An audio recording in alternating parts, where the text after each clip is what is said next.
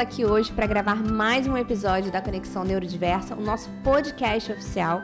E nós temos uma convidada super especial para falar para vocês sobre os aspectos legais para conseguir o tratamento para o autismo e outros atrasos do neurodesenvolvimento.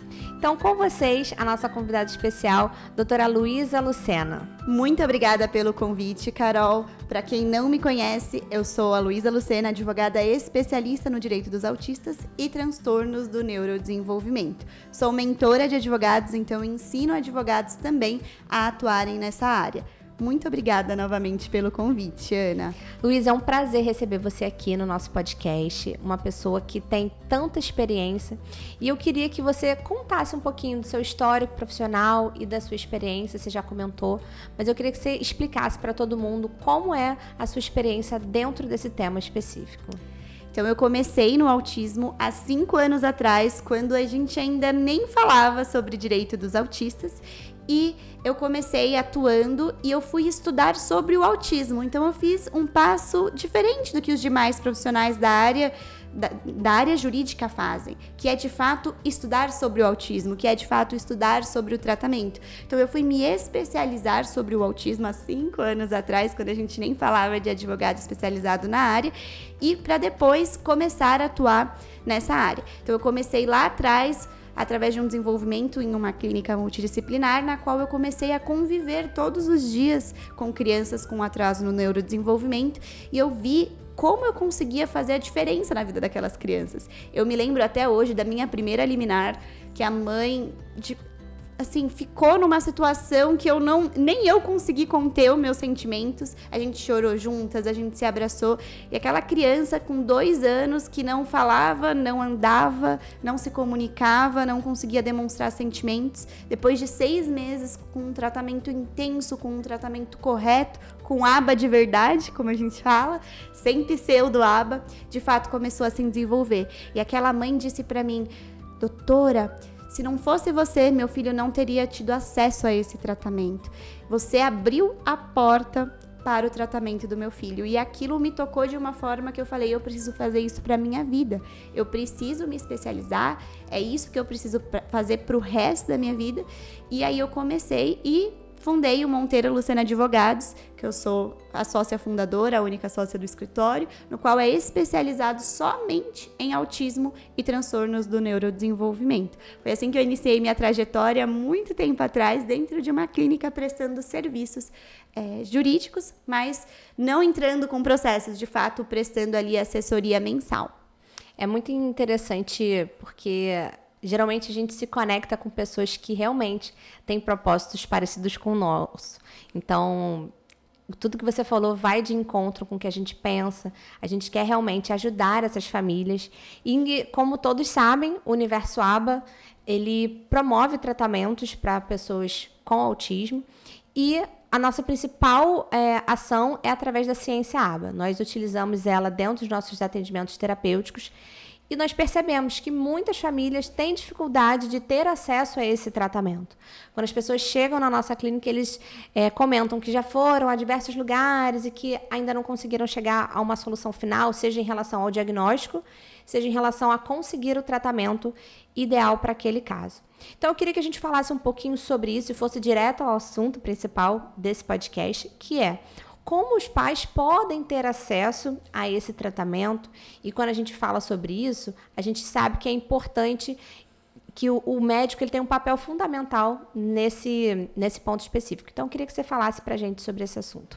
Bom, hoje, o principal documento, na verdade, o único documento que tem o poder, a gente sabe da importância de uma avaliação neuropsicológica, a gente sabe da importância de uma avaliação psicológica, mas o papel, o documento que tem poder para que essa família, para que essa criança consiga ter acesso a um tratamento, é o laudo médico. Então, o laudo médico hoje é quem determina como e quando vai começar e como vai ser esse tratamento. Então, a maior parte das pessoas que chegam até o nosso escritório, elas chegam com documentos muito superficiais, com documentos de prescrevo terapia ABA, CID-F84. E dessa forma, infelizmente, a gente não consegue ter sucesso, a gente não consegue ter acesso a um tratamento de qualidade. Então, conta pra gente o que é importante ter no laudo médico para que essas famílias tenham acesso ao tratamento ideal. Nós sabemos que cada criança vai ter a sua individualidade e que isso precisa ser visto na hora da consulta médica, mas tem coisas que a gente pode entender que são comuns a todos os laudos. Bom, vamos lá. Então, existem alguns pontos que, de fato, são cruciais para conter nesse laudo médico para que a gente tenha a efetividade do acesso ao tratamento. Vou exemplificar aqui as horas, lembrando que cada criança tem a sua individualidade, então é só a título de exemplificação. Bom, primeiramente é bom dizer ali os dados iniciais da criança, parece óbvio, mas muito médico não se atenta a isso. Então, dizer a qualificação da criança, dizer quantos anos tem, quando o diagnóstico foi fechado, por que o diagnóstico foi fechado. Então, quais foram os critérios do DSM-5 que foram identificados naquela criança para que o diagnóstico fosse fechado, e aí autismo, qualquer outro transtorno do neurodesenvolvimento. E após, explicar um porquê daquele tratamento ser indicado. Então, eu digo para os médicos que é importante ele introduzir o assunto, trazer evidência científica, trazer o que é ABA, por exemplo, se for, né, a indicação de ABA, trazer um pouquinho ali a comprovação científica daquele tratamento. E logo após, ele prescrever. Eu costumo dizer que a palavra proibida em laudo médico é indico. Indico não necessariamente precisa ser aquele tratamento. Pode ser esse e pode ser aquele. Então, eu falo para o médico, doutor, você não indica, você determina. Por quê? Porque esse é o tratamento que tem maior comprovação científica. Então, essa palavra é extremamente importante. Determino, prescrevo o tratamento que deve ser iniciado de forma imediata ou urgente. Aí está um ponto crucial, Carol. Por quê? Porque os convênios, eles adoram enrolar, eles adoram postergar a obrigação, ou quando aquela mãe recebe o diagnóstico, ela vai contratar um plano de saúde, e aí ela enfrenta um problema com carência. Mas se a gente tem uma palavrinha que é simples, é só colocar ali tratamento urgente ou início imediato, a gente já consegue, inclusive, afastar essa carência e o tratamento deve ser liberado imediatamente. Quando a gente fala da parte terapêutica e de quais terapias indicar, isso pode ser particular, né, de cada paciente, mas tem coisas que a gente precisa inserir ali sobre essa terapia que está sendo indicada para que seja cumprido de uma maneira mais assertiva pelo convênio, certo? Exatamente. A prescrição do tratamento e como ele deve ser feito é muito importante. Então, quando a gente vai para a parte do tratamento, o médico ele deve ali dizer quantas horas de cada especialidade, qual a especialidade, e não apenas psicologia, mas sim qual a ciência, enfim, se for um método. Então, se for ciência ABA, se for uma outra metodologia que não seja ciência ABA, especificar. E também dizer qual profissional deve realizar esse tratamento, bem como colocar quantos minutos cada sessão deve durar. Isso parece bobeira, mas a gente consegue ali demonstrar pro juiz, principalmente quando a gente precisa ingressar com uma ação judicial, de que, de fato, aquela clínica não está realizando o tratamento adequado. Porque quem trabalha com crianças com dificuldades, com transtornos do neurodesenvolvimento, sabe que uma sessão de 30 minutos, muitas das vezes você não consegue nem começar a intervenção na criança. Então, ela chega muitas das vezes desregulada, porque ela ficou ali muito tempo em um transporte público, e você precisa primeiro regular a criança para começar a iniciar a intervenção. Então, é muito importante que o médico se atente também a esse ponto. Um outro ponto muito importante é que as terapias, em regra, elas devem ser realizadas individualmente. É muito comum que, principalmente os planos de saúde, eles conduzam, para diminuir custo mesmo, terapias em grupo. Quando a gente sabe que existem alguns momentos ali do plano individualizado de terapias que é necessário interagir, colocar as crianças para realizar atividades em grupo. Mas isso é exceção, isso não deve ser a regra. Então, é importante também que o médico coloque que as terapias elas devem ser individualizadas. Você falou sobre essa necessidade do médico colocar quantos minutos de cada sessão, quantas vezes por semana, e a gente entende que muitas vezes a equipe multidisciplinar vai trazer essa real necessidade. Mas é importante que inicialmente isso já conste no laudo para que tenha um ponto inicial de onde a equipe terapêutica vai começar, mesmo que depois essa quantidade de horas precise ser reduzida ou até aumentada. Então é importante a gente dizer isso porque na maioria dos casos, os terapeutas são aqueles profissionais que vão entender melhor Exatamente. a carga horária necessária que aquela criança consegue realizar as atividades de uma maneira saudável. Mas precisamos ter um ponto inicial, né? Exatamente, porque imagina, essa criança então recebeu o diagnóstico. Se ela for para uma avaliação antes de vir para o médico, para ter um laudo, para começar a iniciar o processo de solicitação daquele tratamento para o plano, a gente tem um lapso temporal muito grande. Então, até para que a gente consiga ter a avaliação dessa equipe multidisciplinar, a gente precisa desse laudo.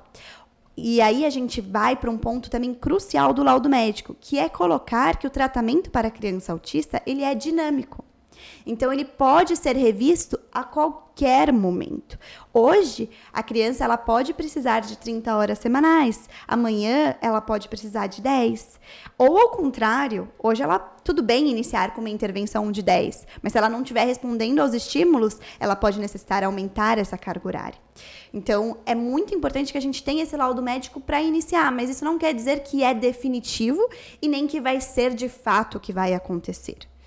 Quando a gente fala dessa carga horária maior, você citou o exemplo de 30 horas, existe uma carga horária também de 40 horas. Nesses casos, a gente precisa utilizar de um acompanhante terapêutico, seja na escola, seja em casa.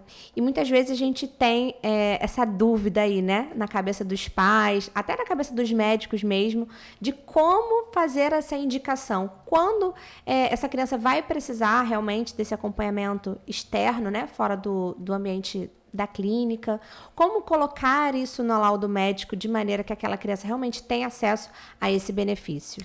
Primeiro ponto para a gente iniciar esse assunto é diferenciar o papel do acompanhante especializado, quem deve custear esse profissional, e o papel do acompanhante terapêutico.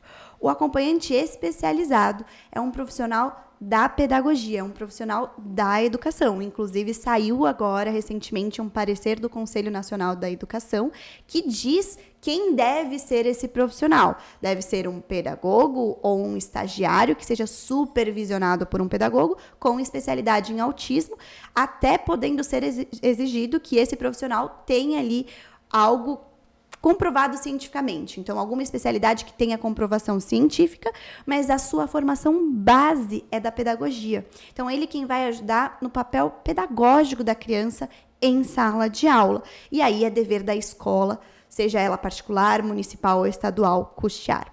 Já o acompanhante terapêutico é um profissional que deve, para que o plano custeie, para que o Sistema Único de Saúde custeie, ele deve ser um profissional da saúde, com a sua base de formação na saúde e supervisionado por uma pessoa que possua pós-graduação em aba. Então, a gente sabe que aqui o papel do acompanhante terapêutico não tem a ver com a educação, e sim com a intervenção comportamental daquela criança em ambiente natural. E aí depende, seja ela na escola, seja ela no parquinho, seja ela em um shopping center, ou até mesmo na escola. Então, o acompanhante terapêutico é sim um dever do plano de saúde custear, desde que seja um profissional da saúde supervisionado por um profissional especializado em aba, e é um papel crucial, porque a gente costuma, inclusive, dizer que carga horária alta sem um acompanhante terapêutico é porque, de fato, não está sendo realizado aba.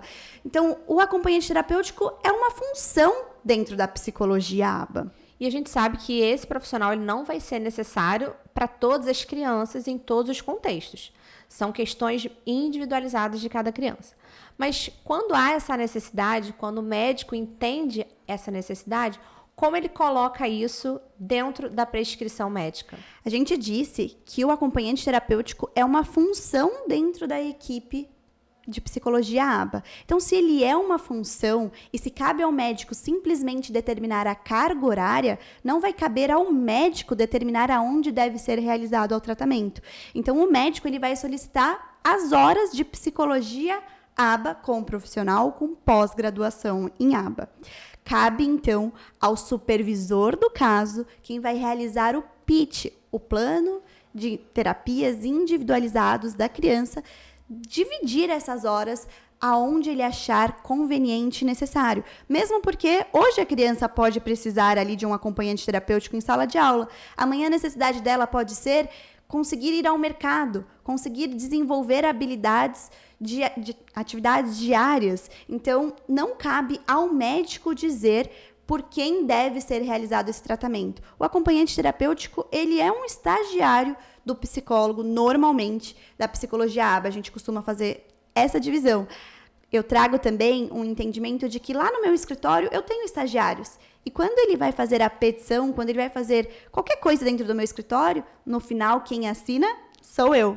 Quem é a responsável técnica sou eu. Então, isso não deve constar no laudo médico, não é necessário, a gente não está fazendo nada ilegal aqui. De fato, o médico prescreve o tratamento e quem faz a divisão de carga horárias, quem determina onde deve ser realizado o tratamento é o supervisor do caso. Então, só para resumir, o médico deve colocar apenas as horas de psicologia ABA, enquanto quem vai fazer o PIT da criança vai ser o profissional, o supervisor do caso. Olha que interessante, Luísa. Muitos pacientes têm os seus pedidos negados de acesso ao tratamento justamente porque muitas vezes no laudo vem contendo algo que não deveria ou de uma maneira que poderia ser diferente, poderia ter sido escrito de uma maneira melhor. E quando você traz essa abordagem de que o laudo ele precisa ter a especialidade, a quantidade de horas semanais, né, aquela frequência que a criança tem que estar no consultório recebendo atendimento, isso deixa muito claro para a gente como que deve ser de fato esse pedido. E eu acredito que tenham outros fatores importantes no laudo e eu queria que você comentasse para a gente. Exatamente. Importante dizer que o convênio muitas das vezes nega, dizendo que quem deve custear o AT, porque consta no pedido médico o nome acompanhante terapêutico, é a escola, querendo induzir ali o judiciário ao erro. Mas a gente já deixou claro aqui que são papéis extremamente diferentes. Então, é muito importante a gente saber como solicitar para que a gente consiga ter acesso ao acompanhante terapêutico. Outra questão fundamental e não menos importante é dizer que tratamento de criança autista não pode ser interrompido, não pode ser suspenso. Quando a gente fala de tratamento de alto custo, a gente sabe que é muito comum os planos eles atrasarem o pagamento para os profissionais. E se consta ali que, de fato, o tratamento não pode ser suspenso ou interrompido, porque pode causar ali questões irreversíveis. A criança ela pode ter regressão irreversível. De fato, a gente consegue ali imediatamente tomar uma medida judicial para que esse tratamento não seja suspenso e para que essa criança volte a realizar o tratamento imediatamente. Nós recebemos muitos pacientes na clínica que têm os seus tratamentos indicados em clínicas credenciadas, mas que são distantes da residência da criança.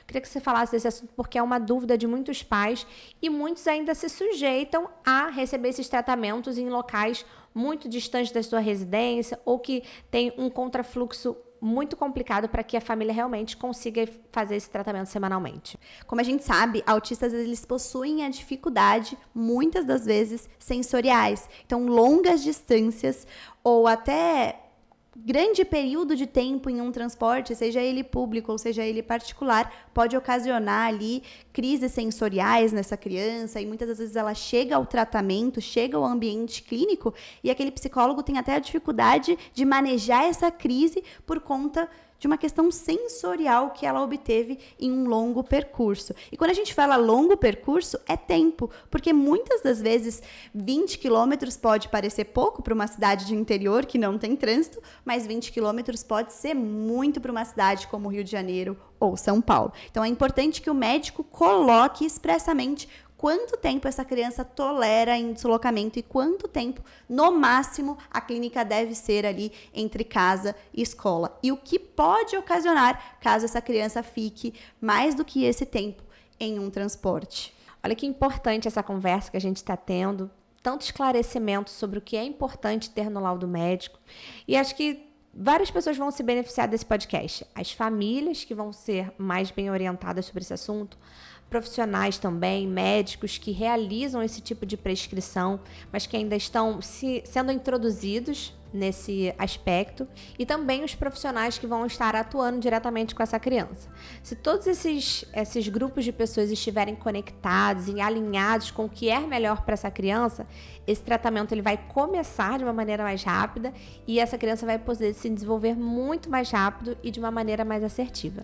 Exatamente. Lembrando que, principalmente quando a gente fala em criança, a neuroplasticidade do cérebro, ali aos 2, 3, 4, 5 anos, ela está ali a milhão. Então, quanto antes a gente iniciar esse tratamento, melhor vai ser para o prognóstico dessa criança. Exatamente. Quando a gente fala de um tratamento para crianças autistas, não há tempo a perder. A gente precisa realmente começar o quanto antes. Queria agradecer por você ter aceito esse convite, por estar trazendo esse conhecimento tão rico para as pessoas que estão nos ouvindo. Então, muito obrigada, Luísa, pela sua presença aqui hoje. Muito obrigada, Carol, pelo convite. É um prazer estar aqui e eu costumo dizer que quando a gente dissemina conhecimento, a gente luta pela inclusão. E se você ficou com alguma dúvida, pode me chamar @MonteiroLucenaAdvogados ou @LuisaMLucena, que eu estarei à disposição para tirar a sua dúvida. Muito obrigada. Muito obrigada a todos vocês que acompanharam esse podcast, que assistiram até o final. Vocês são o nosso combustível para que nós consigamos realmente realizar esse impulso no processo de inclusão. Se você gostou desse podcast, curte, compartilha com pessoas que vão poder se beneficiar desse assunto e continue nos seguindo nas redes sociais. Um abraço e até o nosso próximo episódio.